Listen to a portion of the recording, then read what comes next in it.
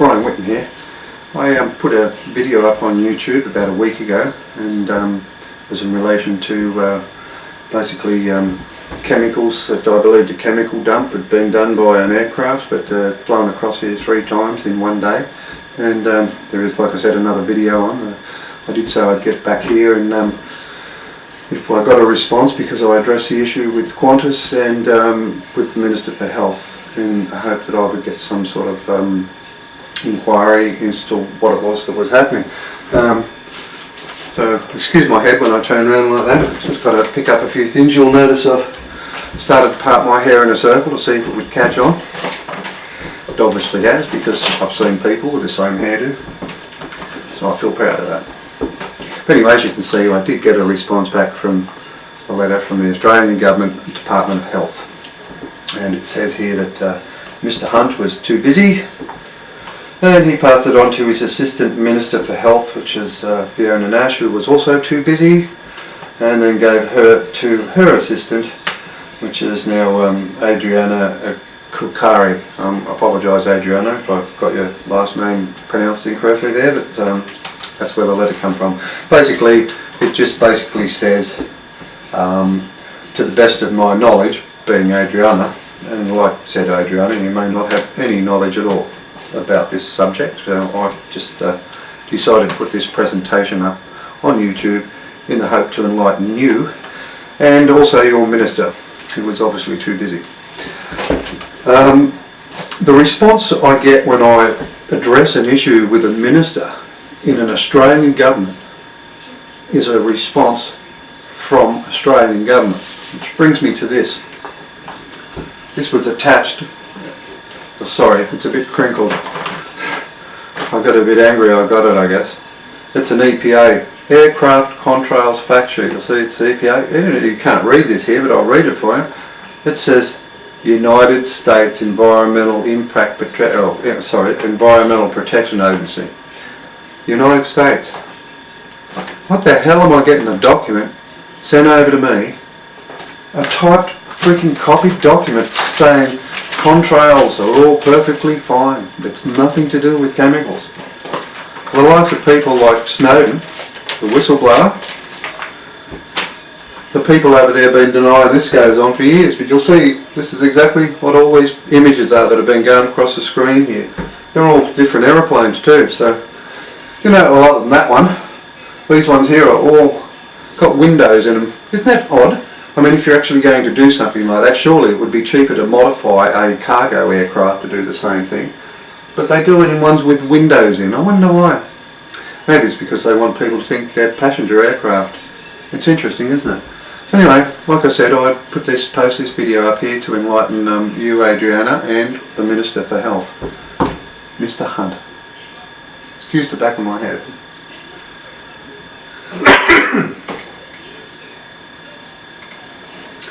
This letter that you sent me from the EPA is the same EPA as this EPA. And this EPA here told the people in New York at 9/11 that the air is safe to breathe. The EPA. It's okay, don't worry. It's nothing you've got to worry about. Here, 9/11, first responder deaths told near 1,000. And this was posted in 2011, so I'm going to assume, I think it's actually at about 1,500 dead now. You know, Lord knows how many more are affected. This is the EPA, madam, that your department is talking about in this document. The EPA, the American EPA. I have a little video here that I watched the other day, and I watched actually some months back. What I want you to do is I'll be selective into where I actually started, only because I don't want this video to go for 500 hours either. But you watch this and learn.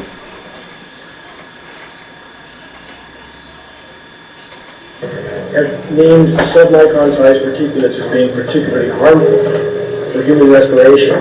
Through all the discussions today, I have not heard any mention of this fallout, and has this been studied, and also the effects of a highly reactive metal like aluminum on toxifying soils and waters? The question is, what would be the effects of these materials on human health if they came down into the stratosphere? in particular, small particles in aluminum? So the collaborators of mine working on the aerosol scheme are actually folks from Carnegie Mellon who focused on human health impacts. And while we haven't published it, that was the very first thing we did, was do the order of magnitude calculation in a federal pencil and paper, but with an expert on human health impacts about whether there could be an issue. And for aluminum or other particles, there are a lot of toxicological things that need to get looked at seriously. But if you just think about the sheer number of particles and the human health impact of small particles, the answer is, well, we haven't published it. That was the first thing we looked at with some of the leading experts who do epidemiological research on human health impacts, and it's not even close to being an issue. Can they be done with aluminum document the atmosphere will have no human health impact? So let me be more careful here. To separate out the toxicological, so the alumina we've only begun to research and published nothing. The alumina we've only begun to research and published nothing. It's amazing, isn't it? You know. So anyway, I hope that's been somewhat helpful to you. Maybe you should go and all start doing a little bit more homework on the subject. But like I said, I asked you, Mr. Hunt, to respond to this. I expect a response, not from America, not from the bit of shit typed in America by people that obviously lie and don't care how many of their own people they kill. Okay? So can you get on with your job, please, sir? Can you look into this? I've made some inquiries for you because you were obviously too busy. You obviously have assistants who are too busy to do anything as well. So I decided I'd be your fourth or maybe fifth assistant. You can call me that if you like. Because I made some more inquiries.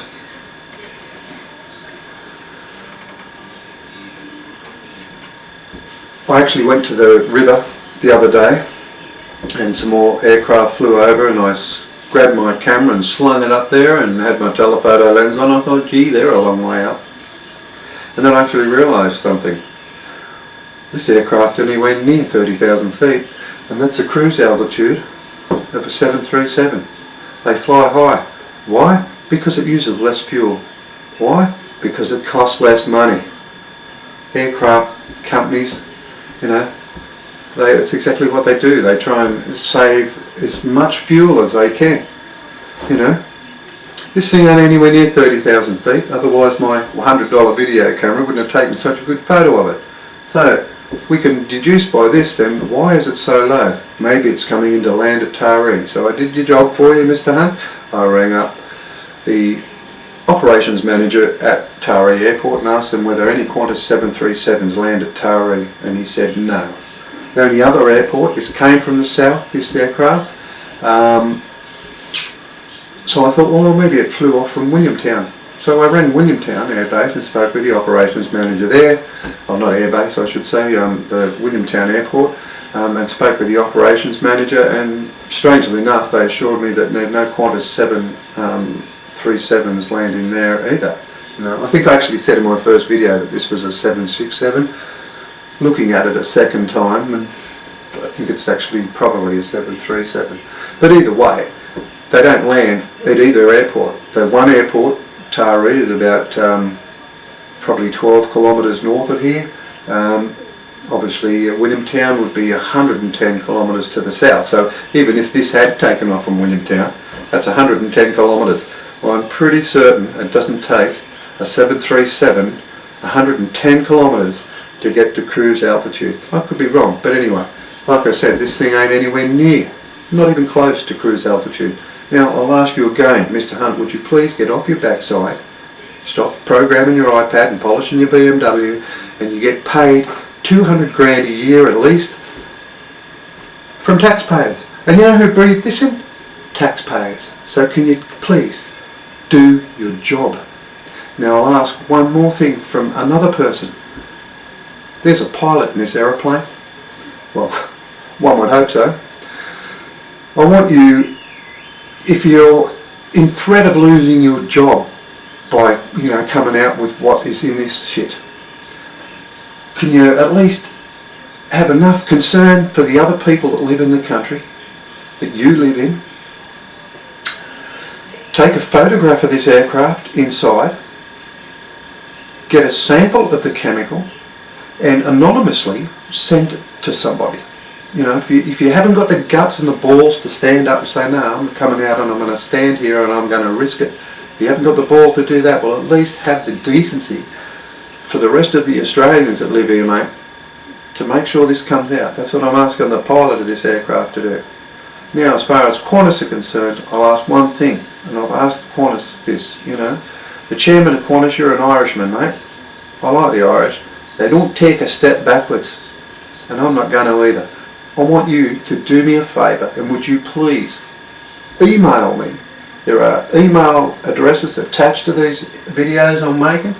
Would you please email me and let me know whether you lease any aircraft of this type, a 737, to either any government run funded body, Air Force, Navy, Army, etc., or any meteorological service. Meteorological service. That's a hard one. Especially this early in the morning, but anyway. So that's what I want. If you could, please do that for me. I'm doing this purely and simply out of the concern of the people that live in Taree and Wingham. I have no other reason to do so. So that's all I ask. Thanks very much, and I hope we can get some proper answers this time, and hope people that we pay to do their jobs start doing them. Thanks very much. Bye bye.